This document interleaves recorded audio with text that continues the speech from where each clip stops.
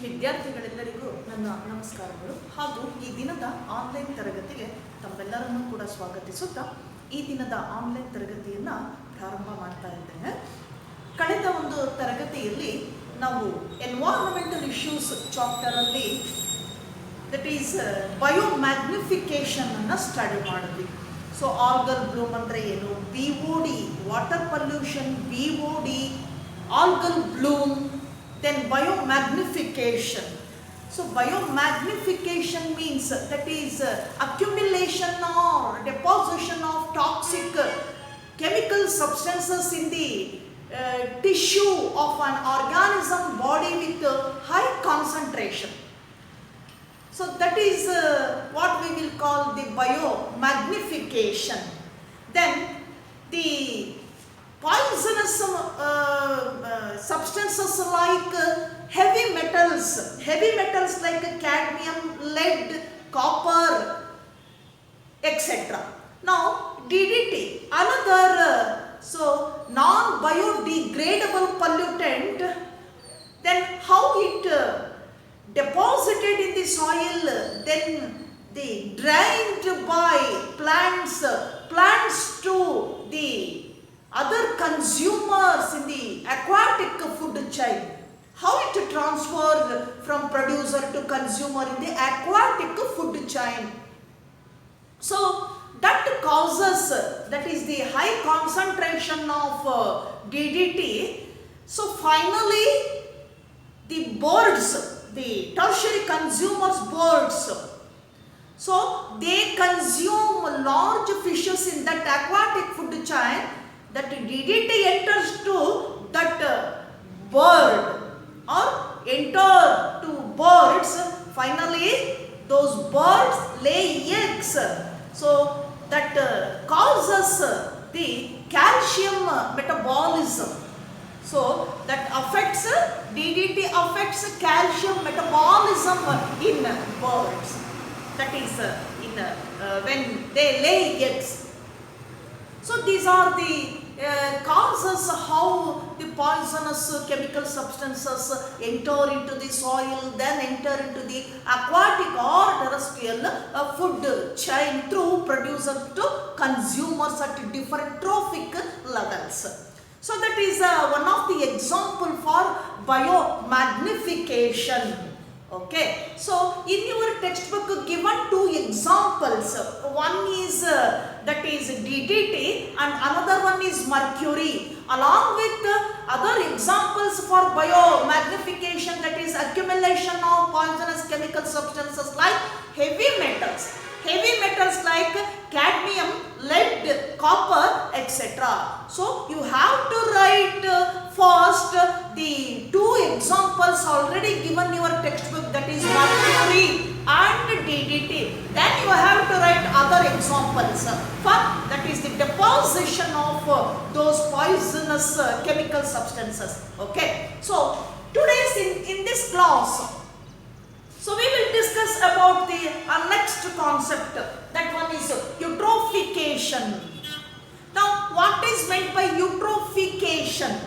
Eutrophication defined as aging of a lake due to enrichment, nutrient enrichment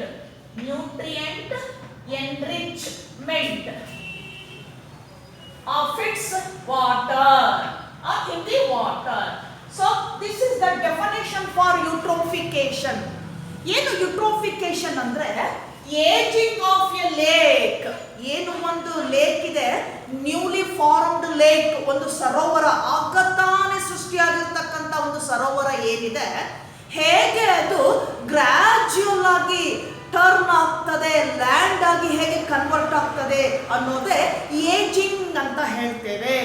so ಆ ageing of a lake ಯಾಕೆ ಅದು ಆ ರೀತಿ convert ಆಗ್ತದೆ, ಏಜಿಂಗ್ ಆಗುತ್ತೆ ಅಂದಾಗ, due to the deposition of nutrients, that is enrichment of nutrients, nutrient enrichment of its water.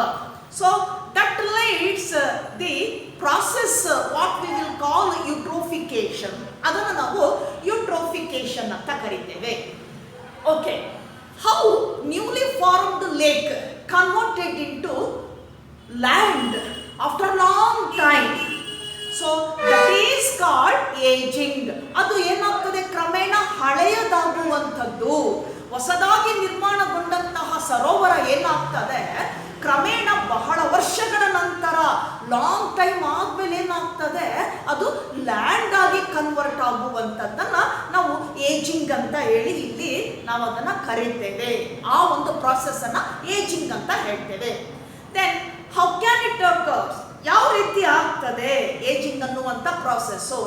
So that newly formed lake water is cold and clean. ಹೊಸದಾಗಿ formation ಆಗಿರ್ತಕ್ಕಂಥ ಲೇಕಲ್ಲಿ ಆ ನೀರು ಏನಿದೆ ಶುದ್ಧವಾಗಿರ್ತದೆ, ಮತ್ತೇನಾಗಿರ್ತದೆ, ಕೂಲ್ ಆಗಿರ್ತದೆ, ತಂಪಾಗಿರ್ತದೆ. Because there is a small quantity of deposition of nutrients. ಸ್ವಲ್ಪ ಪ್ರಮಾಣದಲ್ಲಿ ಮಾತ್ರ ಏನಾಗಿರ್ತದೆ, ನ್ಯೂಟ್ರಿಯೆಂಟ್ಸ್ ಅಲ್ಲಿ ಡೆಪಾಸಿಟ್ ಆಗಿರ್ತದೆ. Then that nutrients, especially the primary dissolved nutrients like phosphates and nitrates. So PO3 and NO3. NO3 for nitrates, PO3 for phosphates. ಮುಖ್ಯವಾಗಿ ಏನಾಗಿರ್ತದೆ, ಆ ನೀರಲ್ಲಿ ಪ್ರಮುಖವಾಗಿ ಕರಗಿರ್ತಕ್ಕಂತಹ ಆ ಇನಾರ್ಗ್ಯಾನಿಕ್ ಸಾಲ್ಟ್ಸ್ ಅಂತ ಹೇಳಿದಾಗ ನಾವು ಎರಡು ಗ್ರೂಪ್ ಅನ್ನ ನೋಡ್ತೀವಿ. ಒಂದು ಫಾಸ್ಫೇಟ್ಸ್ ಅನ್ನುವಂಥದ್ದು, ಮತ್ತೊಂದು ನೈಟ್ರೇಟ್ಸ್ ಅಂತಕ್ಕಂಥದ್ದು, PO3 ಮತ್ತೆ NO3 ಅಂತಕ್ಕಂಥದ್ದು. So that inorganic salts very well settled in the newly formed lake. So that brings the growth of primary plants, that is life, growth of life. ಅದೇನ್ ಮಾಡ್ತದೆ, ಇಂಡ್ಯೂಸ್ ಮಾಡುತ್ತೆ. ಒಂದು ಆಗ ಏನಾಗುತ್ತೆ, ಪ್ಲಾಂಟ್ನ ಬೆಳವಣಿಗೆಗೆ ಏನ್ ಮಾಡುತ್ತೆ, ಅದು ಮೋಟಿವೇಟ್ ಮಾಡ್ತದೆ. ಆ ಡೆಪಾಸಿಟ್ ಆಗಿರ್ತಕ್ಕಂಥ ಫಾಸ್ಫೇಟ್ಸ್ ಮತ್ತೆ ನೈಟ್ರೇಟ್ಸ್ ಇರ್ತಕ್ಕಂಥದ್ದು. Then gradually, so later some small streams drained into that lake. ನಿಧಾನವಾಗಿ ಏನಾಗ್ತದೆ, ಆ ಒಂದು ಏನು ಒಂದು ಆ ಲೇಕ್ ಇದೆ, ಆ ಸರೋವರ ಇದೆ. ಸೊ ಇಲ್ಲೇನಾಗ್ತದೆ ಅಂತಂದ್ರೆ ಬರ್ತಾ ಬರ್ತಾ ಏನಾಗ್ತದೆ, ಬೇರೆ ಕಡೆಯಿಂದ ಸಣ್ಣದಾಗಿರ್ತಕ್ಕಂಥ ನೀರಿನ ಜರಿಗಳು, ಅದನ್ನ ನಾವು ಸ್ಟ್ರೀಮ್ಸ್ ಅಂತ ಹೇಳ್ತೀವಿ. ಈಗ ಏನ್ ಮಾಡುತ್ತೆ, ಅದು ಇಲ್ಲಿ ಬಂದು ಜಾಯಿನ್ ಆಗ್ತದೆ. ಈ ನೀರ್ ಏನಾಗ್ತದೆ, ಅದು ಮರ್ಜ್ ಆಗ್ತದೆ ಈ ಕಡೆ ಬೇರೆ ಕಡೆಯಿಂದ ಬಂದಂಥದ್ದು. ಯಾವಾಗ ಮರ್ಜ್ ಆಗ್ತದೋ, ಡ್ರೈನ್ ಆಗ್ತದೋ, so those small streams carry further nutrients.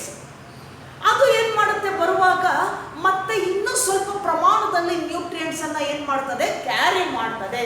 So those nutrients were settled at the bottom of that lake water. ಇಲ್ಲೇನಾಗ್ತದೆ, ಸೆಟ್ಲ್ ಆಗ್ತಾ ಹೋಗ್ತದೆ.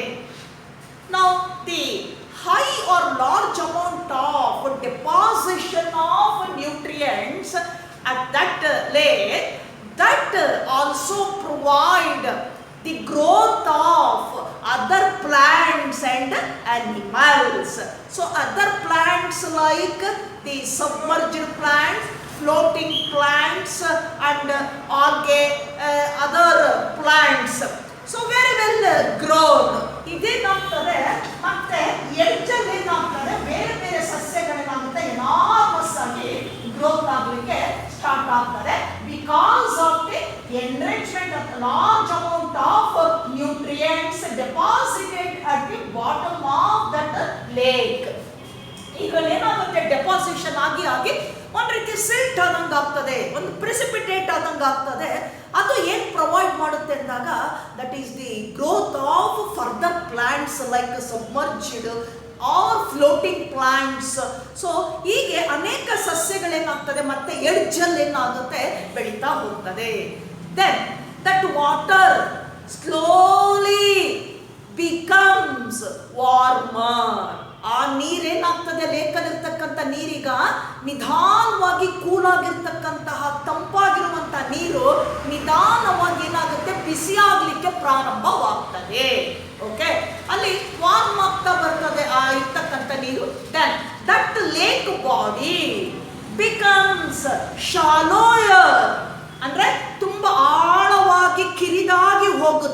ವಿಶಾಲವಾಗಿರ್ತಕ್ಕಂಥ ಸರೋವರ ಏನಾಗ್ತದೆ, ಆ ಡೆಪಾಸಿಷನ್ ಆಗಿ ಆಗಿ ಆಗಿ ನ್ಯೂಟ್ರಿಯೆಂಟ್ಸು ಜೊತೆಗೆ ಆ ಎಡ್ಜ್ ಭಾಗದಲ್ಲಿ ಏನಾಗ್ತದೆ, ಈ ಪ್ಲಾಂಟ್ಸ್ಗಳು ಬೆಳವಣಿಗೆ ಹೊಂದೋದ್ರಿಂದ ಏನಾಗುತ್ತೆ, ಈ ಥರ ನ್ಯಾರೋಯರ್ ಆಗ್ತದೆ, ಶಾಲೋಯರ್ ಅಂತ ಕರಿತೇವೆ. ಹೀಗೆ ಇಳಿಜಾರಾದಂಗೆ ಆಗ್ತದೆ, ಒಂದು ನ್ಯಾರೋ ಒಂದು ರೀತಿನಲ್ಲಿ ಮ್ಯಾನರ್ ಅಲ್ಲಿ ಕಾಣ್ತಾ ಹೋಗ್ತದೆ. ಅಗಲವಾಗಿರ್ತಕ್ಕಂಥದ್ದು ಈ ರೀತಿ ಏನಾಗುತ್ತೆ, ನ್ಯಾರೋಯರ್ ಆಗ್ತದೆ, ಅದು ಶಾಲೋಯರ್ ಅಂತ ಕರಿತೇವೆ, ಆಳಕ್ಕೆ ಹೋಗ್ತದೆ. ಸೊ ಯಾಕೆ ಈ ನೀರು ವಾರ್ಮ್ ಆಗ್ತದೆ ಅಂದಾಗ, by that time some fishes and other aquatic organisms shift to other cold regions because of the warmer water. So warm water, ಆ ಬಿಸಿ ಇರ್ತಕ್ಕಂಥ ನೀರು ಏನಾಗುತ್ತೆ, ಅಲ್ಲೇ ವಾಸವಾಗಿರ್ತಕ್ಕಂಥ ಆರ್ಗಾನಿಸಮ್ಸ್ ಅಲ್ಲಿ ಮೇನ್ಲಿ ಫಿಶಸ್ ಏನಾಗ್ತದೆ, ಅಲ್ಲಿಂದ ಲೆಫ್ಟ್ ಬೇರೆ ಕಡೆಗೆ ಹೊರಗ ಆಗ್ತವೆ ಅವು. ಸೊ ಬೇರೆ ಕಡೆಗೆ ಹೋಗ್ತವೆ, ಯಾಕೆಂದ್ರೆ ಬಿಸಿ ನೀರಿನಲ್ಲಿ ಅವು ಸರ್ವೈವ್ ಆಗ್ಲಿಕ್ಕೆ ಆಗೋದಿಲ್ಲ. ಹಾಗಾದ್ರೆ ಈ ರೀತಿ ಏನಾಗ್ತದೆ, ಆ ನೀರು ಪ್ರಾರಂಭದಲ್ಲಿ, so at the Young lake that water is cool and clean, then gradually deposition of further organic matter and nutrient that leads the aging process. That lake becomes shallower for the deposition of large amount of nutrients, mainly phosphates and nitrates. So the composition of phosphates and nitrates to provide or establish the luxurious growth of different kinds of plants. Okay, then that water gradually turns to the warm condition. ಬಿಸಿ ಆಗ್ಲಿಕ್ಕೆ ಪ್ರಾರಂಭವಾಗ್ತದೆ. ಹಾಗಾದ್ರೆ ಈ ಒಂದು ಬಿಸಿ ಆಗ್ಲಿಕ್ಕೆ ಕಾರಣ ಏನು ಅಂದಾಗ, that is the effluent waste water in the form of industrial effluent from different sides or different place. Then finally that effluent reaches to that lake. So that effluent containing the dissolved chemicals, ions, metals. So that effluent, because of especially released from the electricity generating units.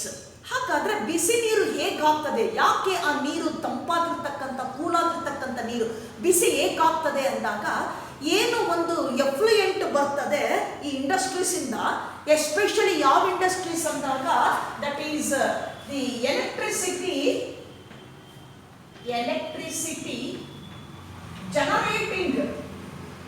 generating units. Example for this type, that is thermal power plant. So ಏನಿದು ವಿದ್ಯುತ್ತನ್ನು ಉತ್ಪಾದಿಸುವಂತ ಘಟಕಗಳು ಏನಿದೆ, ಅಲ್ಲಿಂದ discharge ಆದಂತಹ waste water effluent ಅಂತ ನಾವು ಕರಿತೇವೆ. ಇದು ವಾರ್ಮ್ ಆಗಿರ್ತದೆ. ದಟ್ ವಾಟರ್ ಬಿಕಮ್ಸ್ ವಾರ್ಮರ್, ಬಿಸಿಯಾಗಿರ್ತದೆ, ಹಾಟ್ ಆಗಿರ್ತದೆ. Because in those units, that is electricity generating units, example thermal power plant, in those units used water for cooling the machines. ಆ machines ಅನ್ನ cool ಮಾಡಲಿಕ್ಕೆ ಯೂಸ್ ಮಾಡ್ಕೊಳ್ತಾರೆ ನೀರನ್ನ. ಹಾಗಾಗಿ ಏನಾಗ್ತದೆ, ಆ ಹೀಟ್ ಆಗಿರ್ತಕ್ಕಂಥ ಮಷಿನ್ಸ್ ಏನಾಗ್ತದೆ, ಈ ಒಂದು ವಾಟರ್ನ ಟ್ರೀಟ್ ಮಾಡೋದ್ರಿಂದ ಏನಾಗ್ತದೆ, ಆ ಬಿಸಿ ಎಲ್ಲ ಆ ನೀರಿನಲ್ಲಿ ಸೇರ್ಕೊಂಡು ಏನಾಗ್ತದೆ, ಹೊರಗಡೆಗೆ ಡಿಸ್ಚಾರ್ಜ್ ಆಗ್ತದೆ. That's why that effluent discharged from thermal power plant becomes warmer. So that hot water finally reached to that lake. So the entire lake water body become hot or warmer. ಈ ರೀತಿಯಾಗಿ ಅದೇನಾಗ್ತದೆ, ಬಿಸಿ ಆಗ್ತದೆ. Then that warming condition causes depletion of oxygen level, because of the deposition of organic matter decomposed by bacteria and other microorganisms, they consume dissolved oxygen quantity in that water. So, ಇದರ ಪರಿಣಾಮ ಏನಾಗ್ತದೆ? ಒಂದು depletion of oxygen, then death of fishes because of the depletion of oxygen. Oxygen ನ ಕೊರತೆಯಿಂದ ಏನಾಗ್ತದೆ? Fishes ಕೂಡ ಅಲ್ಲಿ ಸಾಯುತ್ತೆ. then luxurious growth of algae that leads the entire water become the bad odor water. So ಆ water ಹೇಗಾಗ್ತದೆ? ಅಲ್ಲಿ ಕೆಟ್ಟ ವಾಸನೆಯಿಂದ ಕೂಡುತ್ತೆ ಅದು. ಯಾಕೆಂದ್ರೆ because of the growth of enormous growth of algae. So turned that water into the bad odour water. ಒಂಥರ ಕೆಟ್ಟ ವಾಸನೆ ಇರ್ತಕ್ಕಂಥ ನೀರಾಗಿ ಅದನ್ನ ಪರಿವರ್ತನೆ ಮಾಡ್ತದೆ. Finally, so that results the aging of lake due to all these reasons finally results, that is the mortality of both fauna and flora in that region. Fauna means that is the organisms, then flora means plants. So ಎರಡೂ ಏನಾಗ್ತದೆ? ಕೊನೆಯಲ್ಲಿ ಏನಾಗುತ್ತೆ? ಅದು ನಾಶ ಆಗ್ತಾ ಬರ್ತದೆ. So finally that lake converted into A land after long time. That's about it takes more than 1000 years. ತುಂಬ ಕಾಲದ ನಂತರ ಏನಾಗ್ತದೆ? 1000 ವರ್ಷ ಆದ ನಂತರ ಏನಾಗ್ತದೆ? ಆ ಒಂದು ಸರೋವರ ಏನಾಗುತ್ತೆ? ಮಾಮೂಲಾಗಿರ್ತಕ್ಕಂಥ ಲ್ಯಾಂಡ್ ಆಗಿ ಏನಾಗುತ್ತೆ? ಕನ್ವರ್ಟ್ ಆಗ್ತದೆ. ಸೊ ಇದು ಯಾಕೆ ಅಂದಾಗ, because of the ageing of a lake due to the enrichment of nutrient, then further additional accumulation or deposition of nutrients by small streams drained into that lake. Okay, so that type of eutrophication is also termed as cultural or accelerated eutrophication.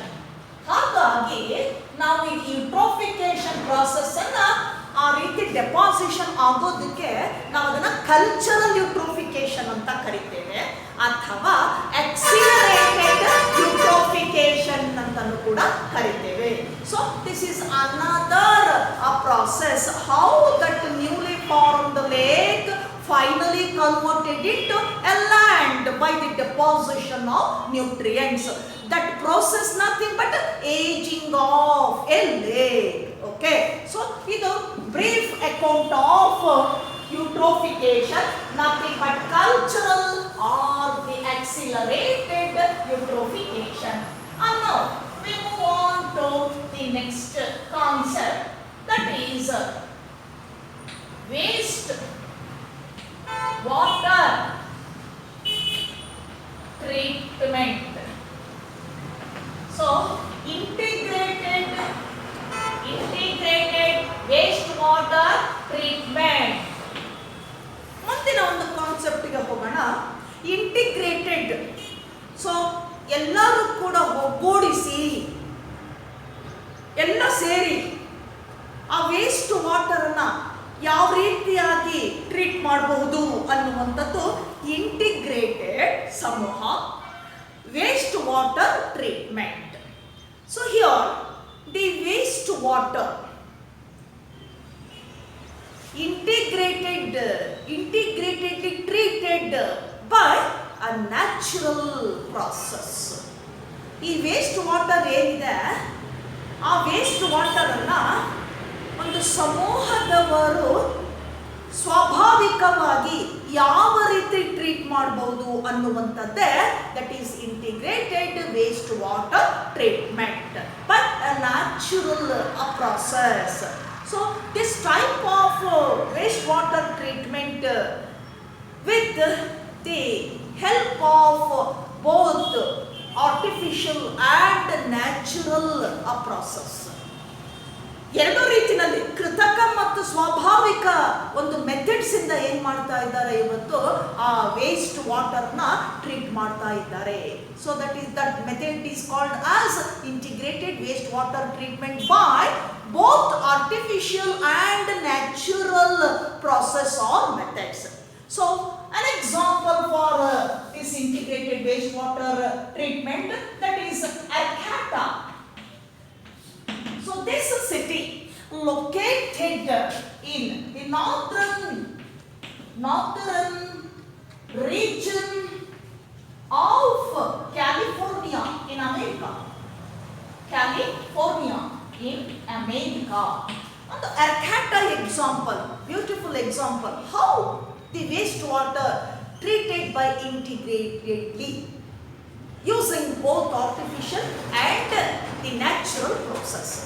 Excreta ಅಂತಕ್ಕಂಥದ್ದು California, ಅಮೆರಿಕದ ಕ್ಯಾಲಿಫೋರ್ನಿಯಾದಲ್ಲಿ ಒಂದು ಉತ್ತರ ದಿಕ್ಕಿನಲ್ಲಿ ಬರತಕ್ಕಂಥ ಒಂದು city Excreta ಅಂತಕ್ಕಂಥದ್ದು. Now in Excreta there is a university named as Humboldt University. So biologists from Humboldt University of Excreta and the town people collaborated to treat wastewater using both artificial and natural process, or by artificial or natural process. ಇಲ್ಲಿ Humboldt ಅಂತಕ್ಕಂಥ university ಇದೆ. ಆ ಯೂನಿವರ್ಸಿಟಿನಲ್ಲಿ ಇರ್ತಕ್ಕಂಥ ಬಯೋಲಾಜಿಸ್ಟ್ ಏನಿದ್ದಾರೆ ಅವರು ಮತ್ತು ಆ local people ಏನಿದ್ದಾರೆ, ಟೌನ್ ಪೀಪಲ್, ಇವರ ಒಂದು ಸಮೂಹದಲ್ಲಿ ನೇತೃತ್ವದಲ್ಲಿ ಏನಾಗ್ತಿದೆ, ಆ ವೇಸ್ಟ್ ವಾಟರ್, ಅಲ್ಲಿರ್ತಕ್ಕಂಥ ವೇಸ್ಟ್ ವಾಟರ್ ಅನ್ನ ಸ್ವಾಭಾವಿಕ ಮತ್ತು ಕೃತಕ ವಿಧಾನಗಳಿಂದ ಏನ್ ಮಾಡಿದ್ದಾರೆ, ಅವರು ಒಂದು ಪ್ರಯತ್ನ ಮಾಡಿ ಅದನ್ನ ಶುದ್ಧೀಕರಣಗೊಳಿಸಿದ್ದಾರೆ ಆ ವೇಸ್ಟ್ ವಾಟರ್ ಅನ್ನ. ಸೊ ಇದು ಇಬ್ಬರ ಸಹಾಯದಿಂದ, ನೇತೃತ್ವದಿಂದ, ಒಂದು town people and biologist from the Humboldt university. That is the collaborating work together with biologists and town people. How they cleaned that waste water, so coming from different parts of that region. Okay, so they used two methods for treating of waste water. ಎರಡು methods ಅನ್ನು ಅವರು ಏನು ಮಾಡ್ತಾರೆ, ಇಲ್ಲಿ use ಮಾಡ್ಕೊಳ್ತಾರೆ. So they use two methods for the waste water treatment. The first method is called as conventional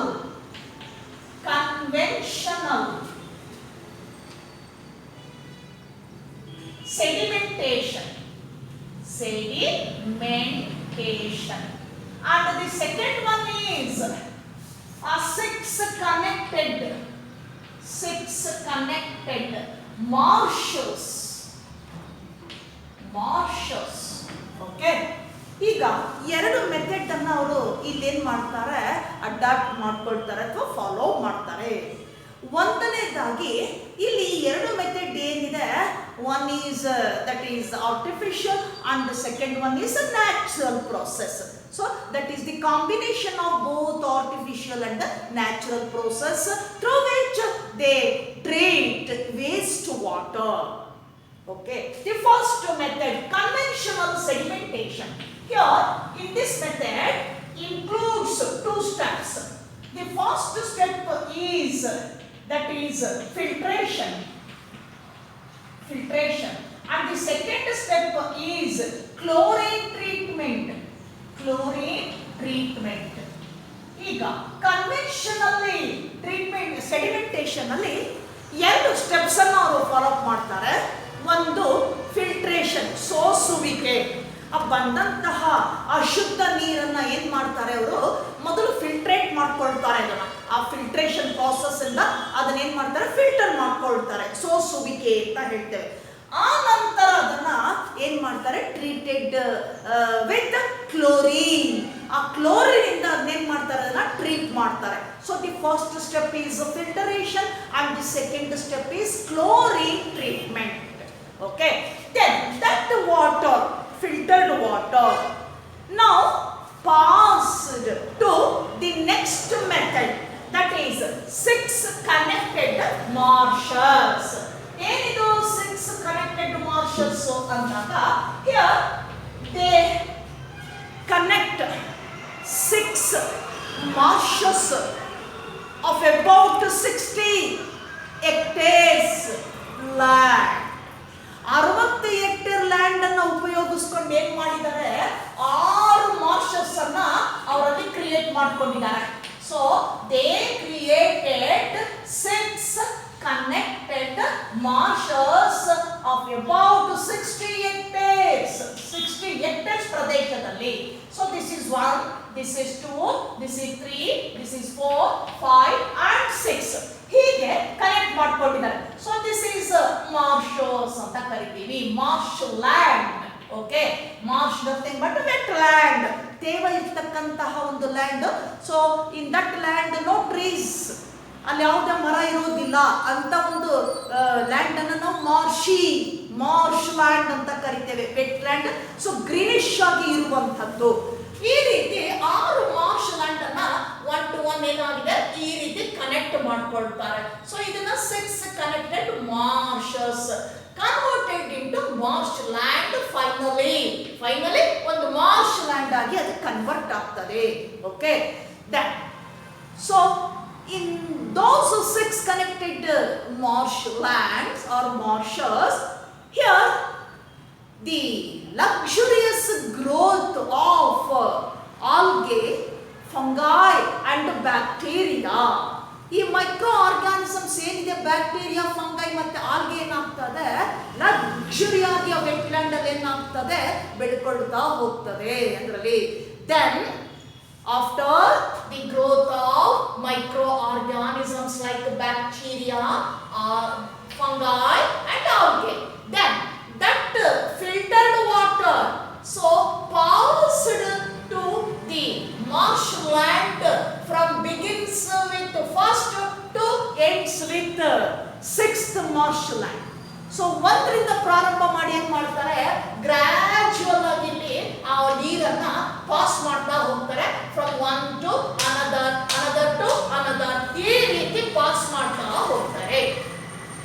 ಹಾಗೇನಾಗ್ತದೆ, by that time in those 6 marshlands with very well developed microorganisms, so water, those microorganisms consumed organic matter, dissolved organic matter in that water to becomes or to convert a clean water.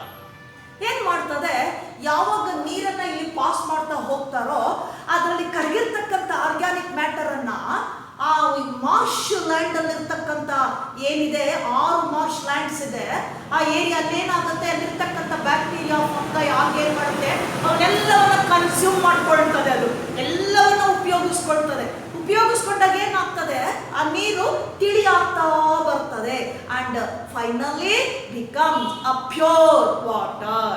So that waste water now it becomes a pure water through this 6 connected marshes method. ಈ method ಇಂದ ಏನಾಗ್ತದೆ, 1 to 1 ಏನಾಗುತ್ತೆ, ಅಲ್ಲಿ pass ಆಗ್ತಾ ಹೋದಂಗೆಲ್ಲ water ಅಲ್ಲಿರ್ತಕ್ಕಂಥ micro organisms ಎಲ್ಲ consume ಮಾಡ್ಕೊಳ್ತಾ ಬಂದಾಗ ಫೈನಲ್ ಆಗಿ ಏನಾಗ್ತದೆ, ಆ ಒಂದು ವೇಸ್ಟ್ ವಾಟರ್ ಏನಾಗ್ತದೆ, ಅದು ಈಗ ಪ್ಯೂರ್ ವಾಟರ್ ಆಗಿ ಏನಾಗುತ್ತೆ ಕನ್ವರ್ಟ್ ಆಗ್ತದೆ. So this is the natural process. How naturally that wastewater purified through this method. ಹೇಗೆ ನೋಡಿ ಆ ಒಂದು ವೇಸ್ಟ್ ವಾಟರು ಸ್ವಾಭಾವಿಕವಾಗಿ ಒಂದು ಶುದ್ಧ ನೀರಾಗಿ ಪರಿವರ್ತನೆ ಹೊಂದುತ್ತೆ ಈ ಒಂದು ವಿಧಾನದಿಂದ. ಓಕೆ, ಸೊ ಇದು ನಾವು ನೋಡುವಂಥದ್ದು integrated waste water treatment. Now the people, that is those biologists and town people ಇವರ ಒಂದು ಶ್ರಮದಿಂದ ಈ ರೀತಿ ಆಗಿರೋದ್ರಿಂದ So they referred as foam. So what is meant by foam? That is friends of the